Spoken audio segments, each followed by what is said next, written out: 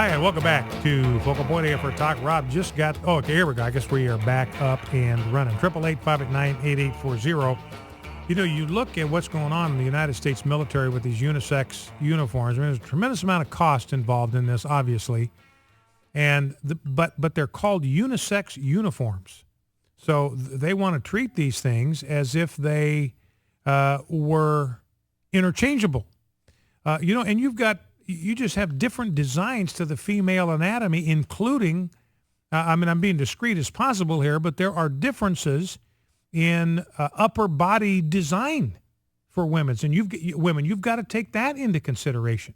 There's considerations there that you have to account for that you do not with males. And so they're just getting completely cobbed up with this political correctness when it comes to gender issues. But this word unisex, I mean, this is basically how it's being referred to here by the Associated Press. And that bothers me a lot because that seems to me the direction that the military is headed, toward a unisex military. I mean, how long is it going to be before we are told we have to have our soldiers share the same bathrooms? They have to share the same bunkhouses. They have to share the same showers because we are not going to segregate people. We as a military, we're not into segregation. We went through this in World War II. We didn't desegregate the United States military until 1948. We're not going to go through the same thing with gender segregation. That's wrong.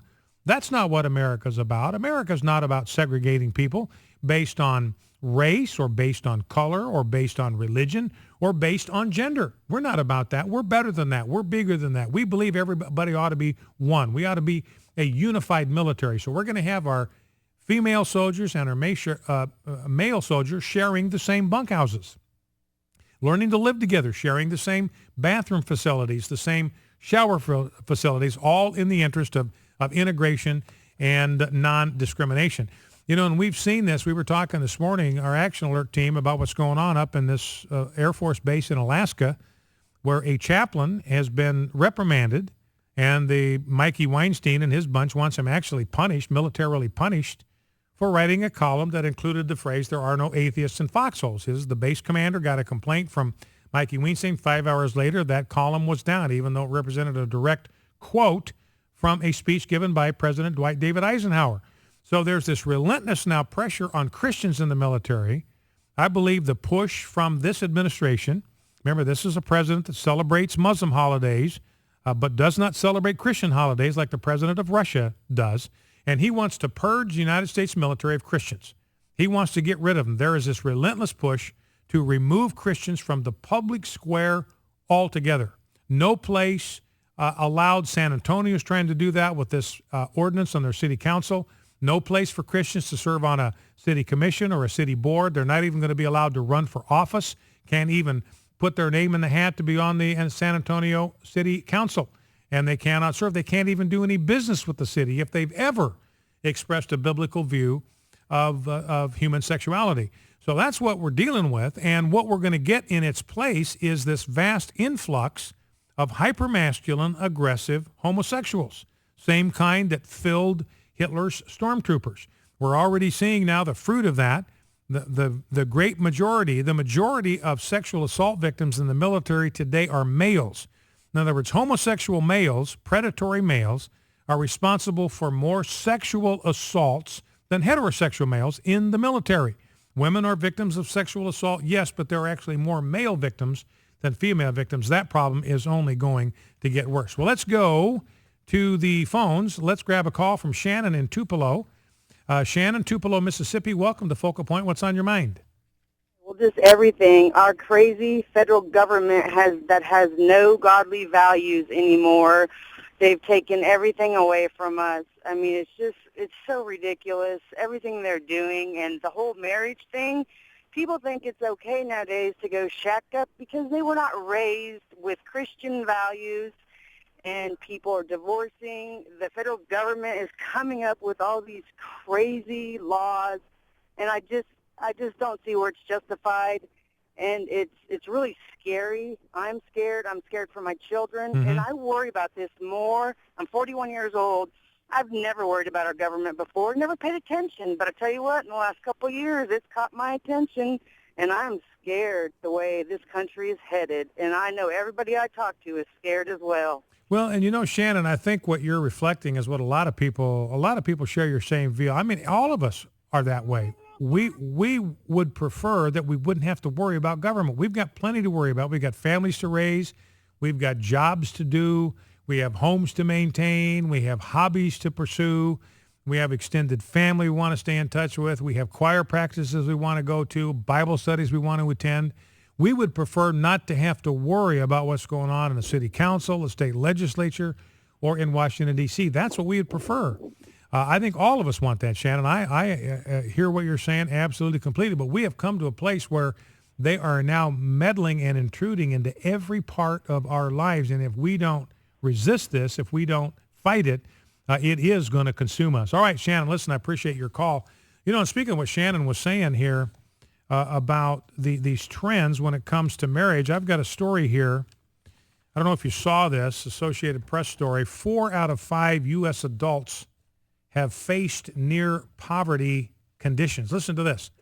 4 out of 5 U.S. adults struggle with joblessness, near poverty, or reliance on welfare for at least parts of their lives, a sign of deteriorating economic security and an elusive American dream. And notice this, hardship is particularly on the rise among whites.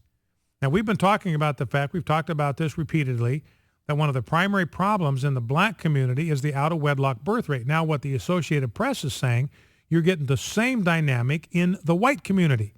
You're now having illegitimacy rates in the white community that are approaching where the illegitimacy rates were in the black community just several decades ago, that led to the absolute catastrophe right now that has beset the black family and black neighborhoods. Race disparities and the poverty rate, says AP, have narrowed substantially since the 1970s. Economic insecurity among whites is also more pervasive than is shown in government data, engulfing more than 76% of white adults by the time they turn 60, according to a new economic gauge. And one of the reasons that the Associated Press points out is because of the divorce rate in the white community now, or the decision by young whites to have children out of wedlock. What that creates is poverty. It's the number one indicator of poverty is the absence of a father in the home. Marriage, a mother and a father who get married, they immediately, 75% of the time, will raise their children out of poverty just through the act of getting married. Let's go to Karn in Richmond, Virginia. Karn, welcome to Focal Point with Brian Fisher. What's on your mind? Excuse me. Thank you, Brian. As far as you wanted comments on the marriage rate being so low. Yeah. And I am 62. I was, a product of the Vietnam War era. And even back then, I was 14. So by the time I was, 19, 20, there was such a lack of marriageable, eligible men in America, in addition to the deconstruction of the family that's going on in society. There has also been a large gap in all of our good men have been fighting for decades now. I'm sorry, that probably didn't sound right, but... No, but I wonder, Karn, if maybe there are a lot of people. I mean, I share your frustration, and people I really, really care about, I think, have experienced exactly what you're talking about. You got a lot of young women, and, I think there are a lot of cultural trends, and I'd like to hear from other people about why the marriage rate is so low and why first marriage ages are growing older and older, later and later, 27 now for women, 29. It's so hard to find someone. Well, and see, that's exactly the point I was going to say, Karn. I think, I've seen this happen to people I really love and care for. They want to marry a strong guy. They want to marry a strong believer. They want to marry a man who they can respect and who is a man of strong faith and principle. They just can't find them. And I had that survey where in the evangelical community, godly women now outnumber godly men in the marriageable age category 3-2. So then the question becomes, where does an evangelical woman, if she happens to be number 3, 1 and 2 get paired up, doesn't leave anybody for her, what does she do if she wants to find a marriage partner?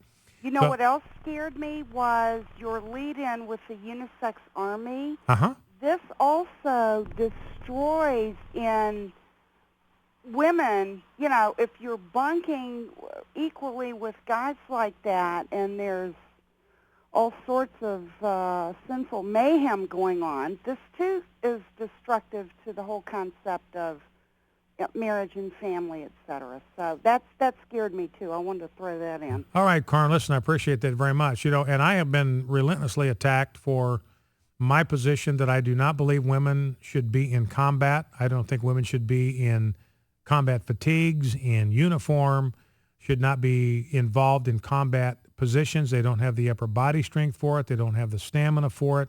They're not equipped for it to handle the machinery that has to be moved and carried around and lifted and hefted. So anytime you have a soldier that can't meet those physical standards, it compromises military success. But the larger issue for me, and doesn't mean there aren't ways that women can serve in the military. They can, and they have for decades. There are a lot of ways that they can serve that do not involve exposing them to combat risk. And that, that's fine. Doesn't involve them in close training quarters and close combat quarters with males. Plenty of opportunities like that for them to serve.